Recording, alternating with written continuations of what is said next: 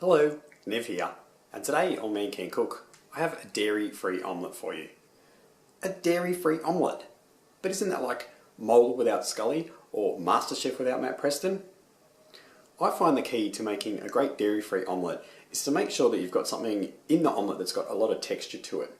It takes away from the rubbery egginess of the omelette. So this is my chicken and tomato omelette.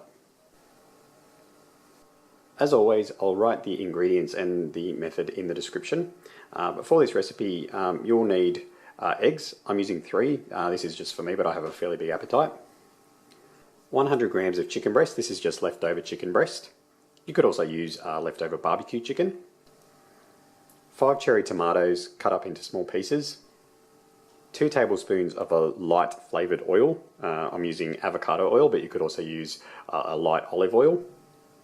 2 teaspoons of extra virgin olive oil, and 1 teaspoon of onion powder.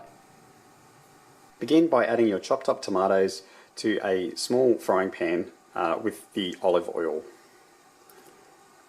over a low to medium heat. And you're going to cook these for 4 or 5 minutes until they're softened and falling apart. Give the tomatoes a stir, and you can see that they're falling apart now, so they're pretty much ready. To this, I'm going to add the chicken breast. And what you're going to do is just mix this into the tomato and break it up a little bit so that you don't have big pieces. And this is also going to brown a little bit to give it a nice bit of caramelization. I find that the cooking helps to soften the chicken breast, especially if it's straight out of the fridge. It can be quite firm. So you just want to break it up so that there's no big chunks. While the tomatoes and the chicken are cooking, add the light flavoured oil, in this case avocado oil, to the 3 cracked eggs, and add the onion powder.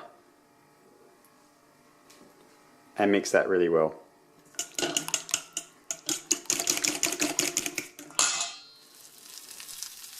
Once the chicken is starting to brown, you can add the egg mixture. And give it a stir in the fry pan, just to mix it all together. And you're going to want to cook the omelette for about, probably about 5 minutes on this side before we flip it. You'll know that the omelette is ready to be flipped when you can see that the edges are pretty much cooked all the way.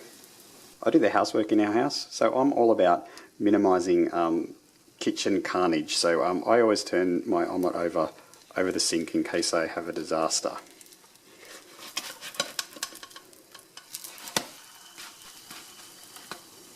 And we just need to cook it for a very short period of time on the other side, a minute at the most. And here's the completed chicken and tomato omelette. You can just slip it out of the pan if you like, but I've probably overcooked it a little bit on this side, so I'm going to flip it over onto the plate. Hopefully this will work. And I just like to add a little bit of salt to the top of this omelette for serving. This omelette is so tasty and really, really filling. It's going to keep you going for hours. Please click like if you like my video, and I'd love you to subscribe.